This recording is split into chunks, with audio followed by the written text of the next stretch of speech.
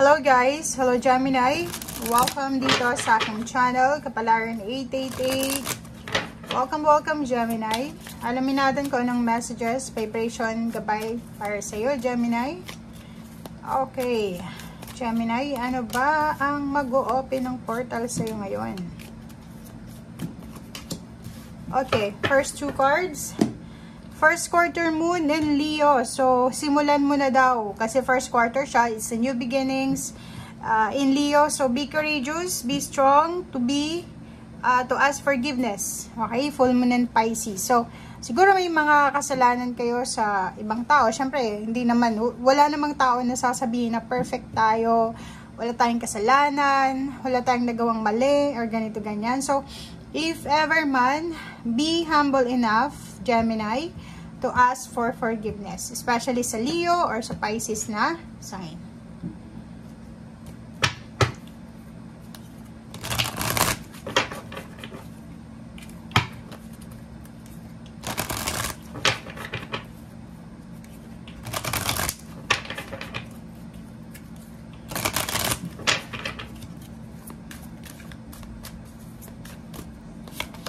Okay, intuition.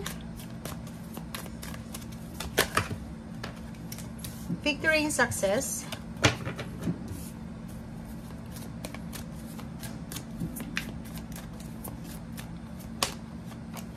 Okay. So, Gemini, kung makikita mo dito, may solar plexus chakra ka dito, and then triumph. Itong triumph tsaka success, pareho lang naman siya, di ba? Triumph, success, and victory.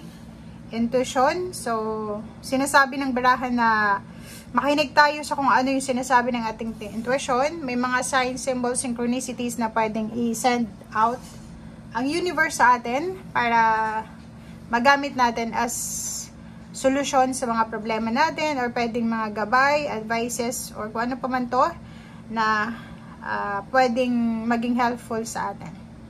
So yun, dito sa solar plexus chakra, sinasabi ng barahan na kailangan natin ng clarity. Kailangan nating hanapin yung liwanag, yung awakening, enlightenment. Kasi parang may iba sa inyo Gemini na hindi nyo alam kung ano yung ginagawa nyo. May iba sa inyo dyan na padalos-dalos kayo ng ginagawa. Mayroon sa inyo dyan na marami kayong nasisimulan, like mga hobbies, diba? Marami kayong gustong simulan. Oo, nasisimulan nyo, but hindi nyo naman tinatapos. So, etong next card natin is Triumph and Success. Sinasabi ng baraha sa'yo dito na malapit ka na doon sa success mo. Malapit ka na sa victory and success. Malapit ka na doon sa recognition, rewards, awards, or prosperity and abundance na minamanifest mo. So, etong Triumph na to, it's number 7.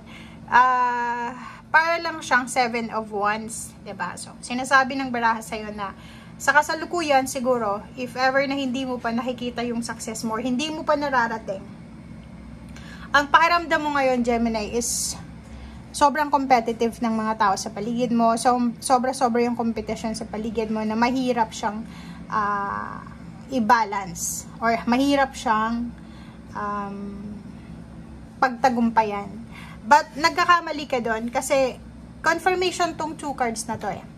Ibig sabihin niya, yung triumph mo, yung victory and success, yung pag-abot mo sa pangarap mo, yung recognition, awards, graduation, promotion, salary increase, ano pa ba, lahat ng klase ng prosperity and abundance ay posibleng abot kamay mo na. Hindi mo lang nakikita pero abot kamay mo na. And deserve mo to. Huwag mong isipin na, hindi ko to deserve. Hindi, deserve mo yan, Gemini.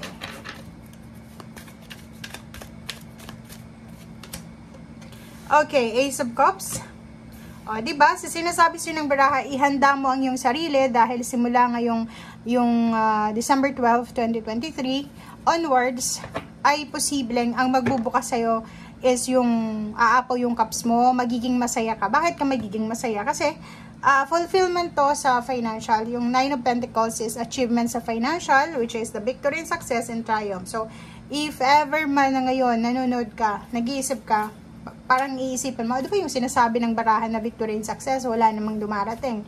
So, dito, believe, 'di ba? Solar plexus chakra, maniwala ka. Maniwala ka na may success na parating sa'yo. Kasi kung hindi tayo naniniwala, wala talagang darating. And Tower, yun, di ba? So, kailangan mong maniwala, kailangan mong trabahuhin yung success mo, kailangan mong, pag sinabi ng barahan na, wow, may paparating na success, dapat iniisip natin, saan kaya yun galing? Or, ano ba yung pwede kong, kasi it's a guidance so ano ba yung pwede kong gawin para makuha yung success na sinasabi ng baraha? So, yun, hanapin mo kung saan kang, or ano yung magagawa mo, 'di ba? So King of Cups, kalma lang, okay? Ang dami-daming mga support system or maraming tao na susuporta sa iyo sa mga future na events mo, sa future happenings sa buhay mo. And sinasabi ng baraha sa'yo dito, ano man ang pagsubok na pinagdadaanan mo, ano man itong mga rejection, restrictions, ano pa ba?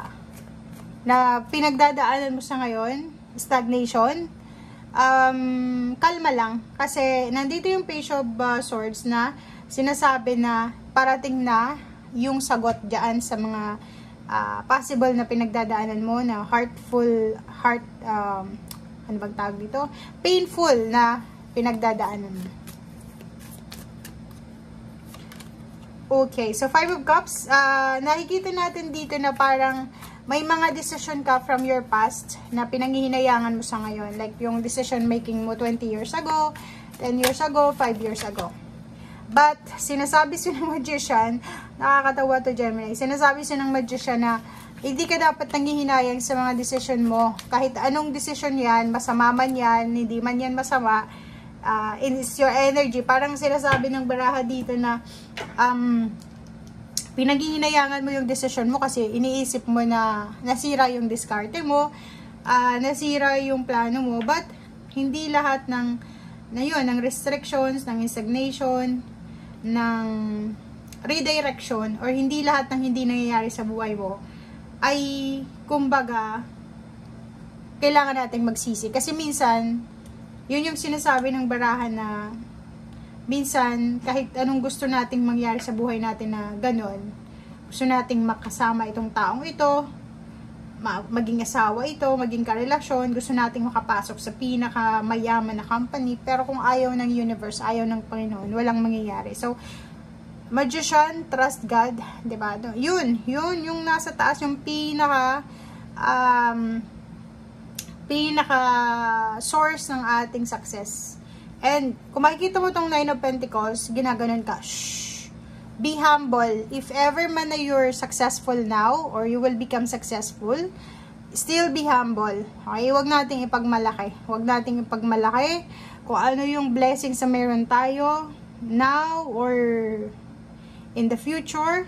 And tama yung sinasabi ng mga tao na, diba, if ever na makuha mo yung success, yung triumph, yung victory and success, be thankful, be humble, and then thank all the people na naging part ng success na to. Kahit na konting tulong na binigay nila, kung hindi ka nila tinulungan, hindi ka makakarating sa ganyan. So, yun. Forgiveness, humbleness, faith, and yun, yung pinaka-importante para sa success. And hard work, syempre. Thank you guys. Bye!